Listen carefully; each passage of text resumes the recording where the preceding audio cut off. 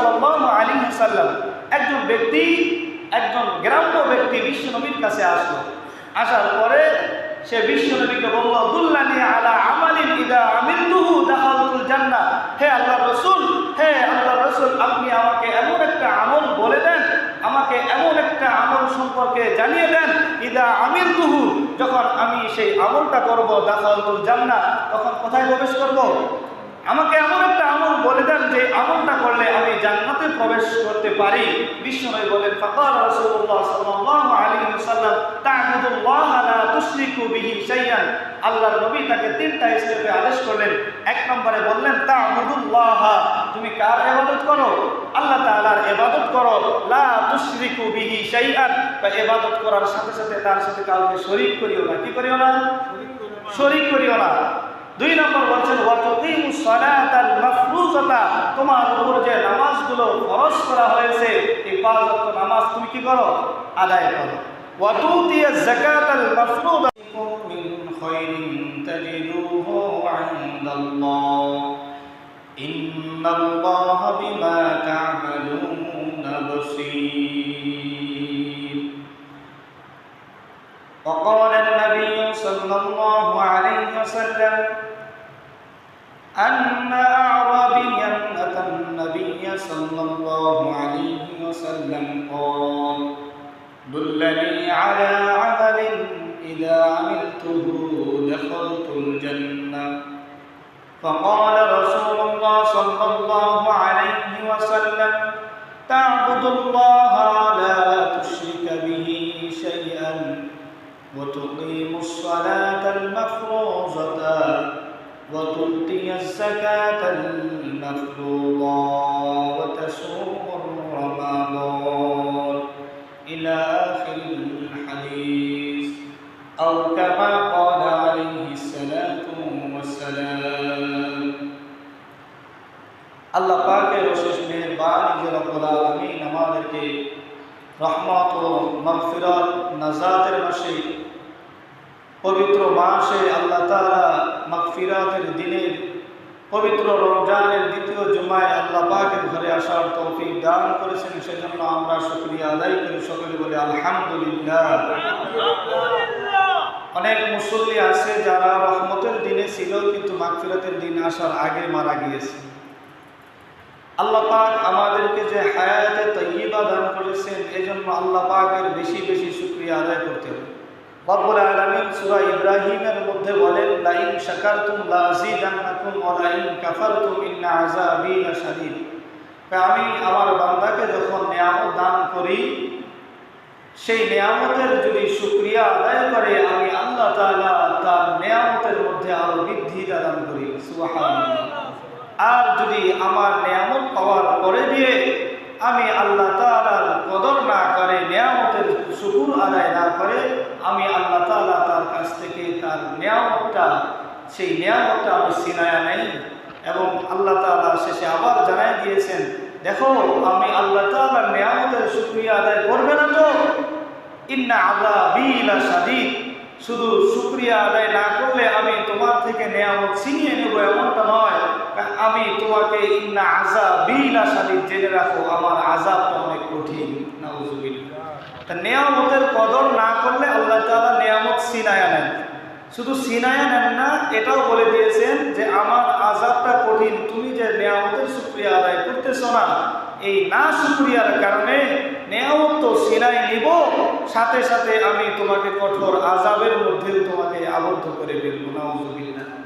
এজন্য হায়াতে তাইয়্যিবা পাওয়া, আল্লাহ তাআলা আমাদেরকে যে নেক হায়াত দিয়েছেন, এটা একটা হলো নিয়ামত।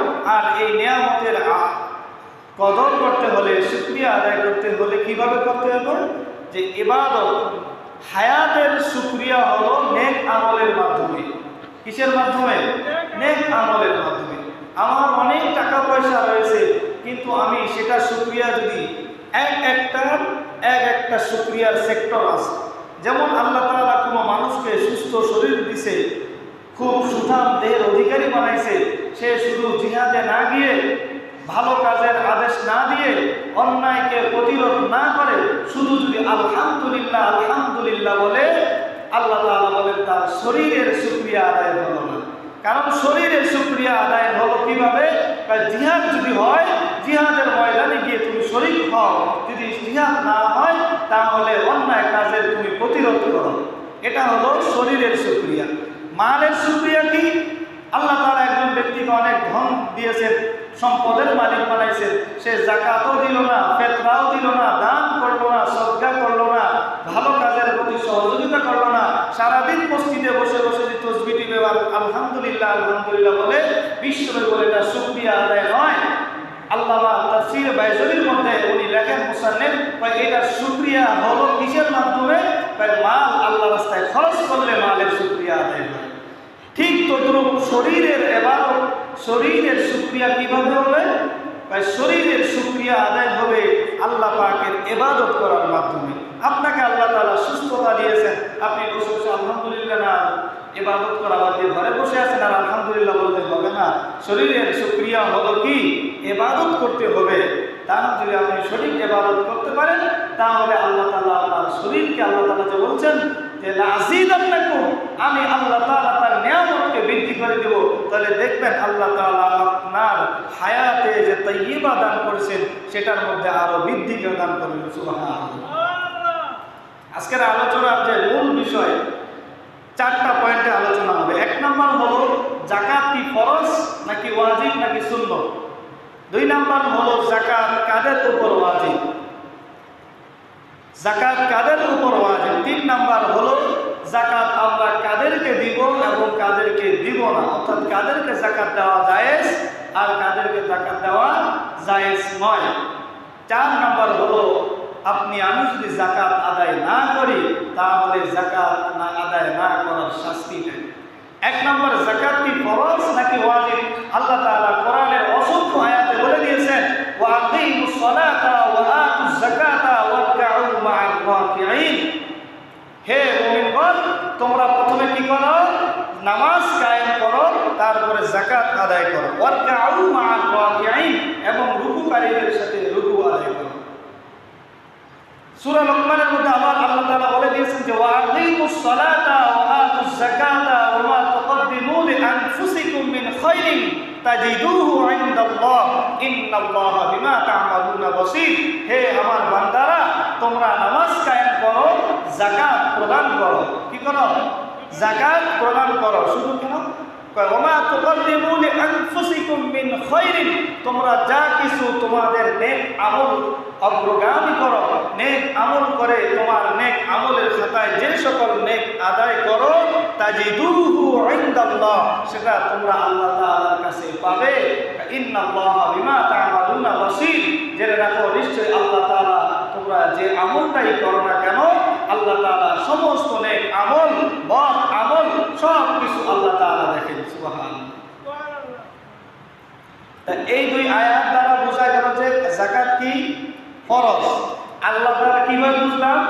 কোনো একটা হুকুম যদি কোরআনের মধ্যে আদেশ করে, কি করে? আকিমুস সালাতা ওয়া আতুজ যাকাতা। আদায়তি শব্দের অর্থ হলো প্রদান করা, দিয়ে দেওয়া। এটা হলো আমরের সিগা। বাংলায় বলা হয় কাউকে আদেশ করা। কি করা? 2টা জিনিসের মধ্যে পার্থক্য বুঝেন। পার্থক্য কি? একজন বলল গেলে গেল, না গেলে নাই, সমস্যা নাই। আরেকটা হলো তুই যাবি। 2টার মধ্যে পার্থক্য আছে কিনা? এই রকম কোরআনে অনেক আয়াত আছে যে কেউ আমল করলে করলো, না করলে এটা ভিন্ন জিনিস, কিন্তু যেই জিনিসটা আমল আসছে মুফাসসিরিনে কেরাম বলেন আল আমরু লিল উজুব। আল্লাহ তাআলা যে সকল আয়াতের মধ্যে আদেশ দিয়েছেন এটা উজুব করেছেন, অর্থাৎ বান্দার উপর ওয়াজিব করেছেন। কি করেছেন? ওয়াজিব করেছেন। এটা হলো কোরআনের মধ্যে। এখন আসি হাদিসের মধ্যে বিশ্বনবী কি বলেন। 1403 নম্বর হাদিস, বুখারী শরীফের 1400 নম্বর হাদিস, 3 নম্বর হাদিস। আবু হুরায়রা রাদিয়াল্লাহু আনহু থেকে বর্ণিত, তিনি বলেন যে আন্না আরাবিয়ান আতান নবী সাল্লাল্লাহু আলাইহি ওয়াসাল্লাম, একজন ব্যক্তি, একজন গ্রাম্য ব্যক্তি বিশ্বনবীর কাছে আসলো। আসার পরে সে বিশ্বনবীকে বলল, দুল্লানি আলা আমালিন ইদা আমিলতুহু দাখালতুল জান্নাহ। হে আল্লাহর রাসূল, হে আল্লাহর রাসূল, আপনি আমাকে এমন একটা আমল বলে দেন, আমাকে এমন একটা আমল সম্পর্কে জানিয়ে দেন, ইদা আমিলতুহু, যখন আমি সেই আমলটা করব, দাখালতুল জান্নাহ, তখন কোথায় প্রবেশ করব? আমাকে এমন একটা আমল বলে দেন যে আমলটা করলে প্রবেশ করতে পারি। বিশ্বনবী বলেন ফাকাল রাসূলুল্লাহ সাল্লাল্লাহু আলাইহি ওয়াসাল্লাম তা'বুদুল্লাহা লা তুশরিকু বিহি শাইআন। আল্লাহর নবী তাকে তিনটা স্টেপে আদেশ করলেন। এক নম্বরে বললেন তা'বুদুল্লাহা, তুমি কার ইবাদত করো? আল্লাহ তাআলার ইবাদত করো।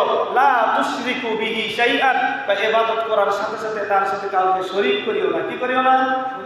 শরীক করিও না। দুই নম্বর বলছেন ওয়া তুকিমুস সালাতাল মাফরুজাতা, তোমার উপর যে নামাজগুলো ফরজ করা হয়েছে এই পাঁচ ওয়াক্ত নামাজ তুমি কি করো? আদায় করো। ওয়া তুতিয়াজ যাকাতাল মাফরুদাতা, বিশ্বনবী তৃতীয়বার বললেন যে তোমার উপর যেই ফরজ করা হয়েছে যাকাতটা, সেই যাকাতটাকে তুমি কি করে দাও? আদায় করে দিয়ে দাও। ওয়া তাসুমু রমাদানা, এবং রমজান মাসে রোজা রাখো। কয়টা আমলের কথা বলছে? এক নম্বর বলছে তা'বুদুল্লাহ, আল্লাহর কি করো? এক নম্বর কি বলছে?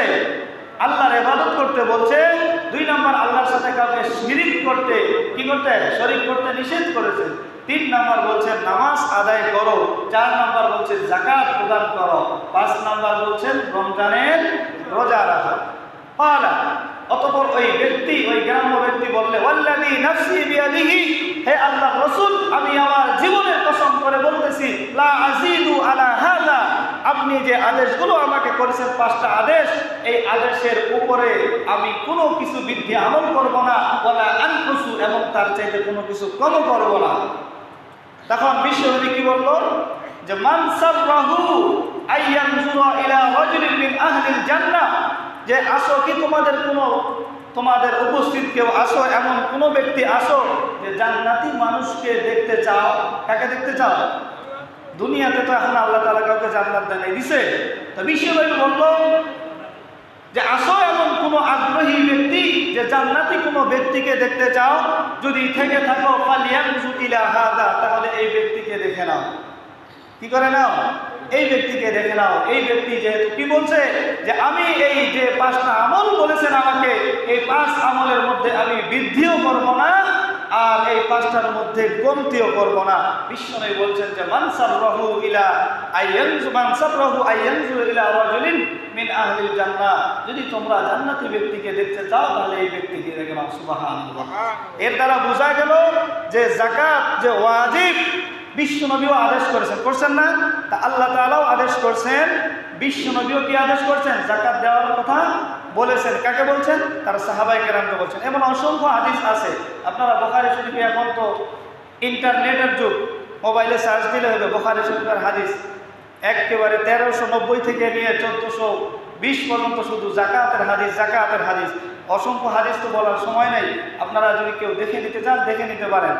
এর দ্বারা বোঝা গেল কোরআনে আল্লাহ তাআলা বলছেন আকিমুস সালাতা ওয়া আতুজ যাকাতা, তোমরা নামাজ কায়েম করো, যাকাত প্রদান করো। এমন অসংখ্য জায়গায় বলছেন ওয়া আকিমুস সালাতা ওয়া আতুজ যাকাতা ওয়া মা তুকদ্দিমু লিআনফুসিকুম মিন খায়রিন তাজিদুহু ইনদাল্লাহি হুয়া খায়রান ওয়া আ'যামা আজরা ওয়াস্তাগফিরুল্লাহ ইন্নাল্লাহা গফুরুর রহিম। ওয়া আকিমুস সালাতা ওয়া আতুজ যাকাতা ওয়া আতিউর রাসূল লাআল্লাকুম তুরহামুন। এমন অসংখ্য আয়াতে আল্লাহ তাআলা যাকাত যে ফরজ বারবার বলছেন। বলেন তো একটা জিনিস যদি বারবার বলে সেটার তাকিদ বেশি না একবার বললে বেশি তাকিদ? একটা জিনিস যদি অসংখ্যবার বলে এটা বেশি জোরদার দিয়ে বলছে না? বেশি জোরদার দিয়ে বলছে না? নামাজকে আল্লাহ তাআলা বারবার বলছেন, বারবার নামাজের সাথে যাকাতকে বলছেন, রোজাকে বলছেন, বারবার বলছেন। এর দ্বারা বোঝা গেল আল্লাহ তাআলা বলছেন তুমি যাকাত প্রদান করো, যাকাত প্রদান করো, যাকাত প্রদান করো, বলছেন না? বিশ্বনবীর অসংখ্য হাদিসের মধ্যে আছে যাকাত। এর দ্বারা সুস্পষ্ট হয়ে গেল যাকাত দেওয়াটা কি ফরজ বা ওয়াজিব। ওয়াজিব আর ফরজ দুইটা একই জিনিস। এখন আসি যাকাত ওয়াজিব কার উপর? যাকাত ওয়াজিব কার উপর? মুহাদ্দিসিনে কেরাম অসংখ্য হাদিসের মধ্যে বলেন যদি কোনো ব্যক্তির 7.5 ভরি স্বর্ণ, কত ভরি স্বর্ণ? 7.5 ভরি স্বর্ণ থাকে। কয় ভরি?